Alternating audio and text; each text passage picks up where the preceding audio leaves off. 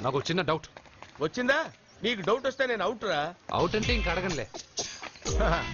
నమస్కారం అండి. మీరే కదా జ్యోతిష్య సింహ స్వర్ణ కంకణ గ్రహీత? ఆగు.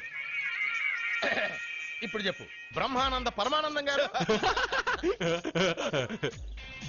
నీకేం కావాలో అడుక్కో. లైఫ్ అంటే మీరు జాతకాలు చాలా బాగా చెప్తారని విన్నాను. రాళ్ల గురించి కూడా చెప్తారా? రాళ్ల గురించే కాదురా, గట్టి గురించి కూడా చెప్తాను. ఏ రాయి గురించి కావాలో అడుగు. ఏముంది ఇందులో? బాగా చూడండి. కిడ్నీ ఉంది. అందులో ఏముంది? రాయి ఉంది. ఆ రాయి జాతకం చెప్పండి. కిడ్నీల స్టోన్ గురించి చెప్తావురా?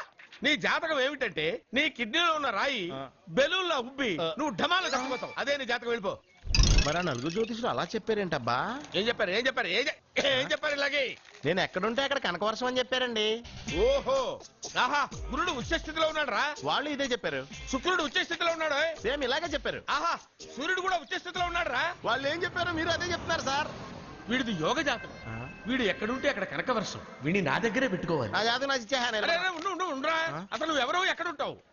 సార్ నేను ఒక అనాథం సార్. రే, నేనుండగా నువ్వు అనాథ ఎలా అవుతావురా? నువ్వు మా ఇంట్లో ఉండు. బావా, ఆ, వెనక ప్రాబ్లం వస్తుందని ముందే చెప్తున్నాను. నువ్వు మధ్యలో ఎంట్రీలు ఇవ్వక. వెనక ముందు ప్రాబ్లమ్స్ గురించి నాకు తెలుసు.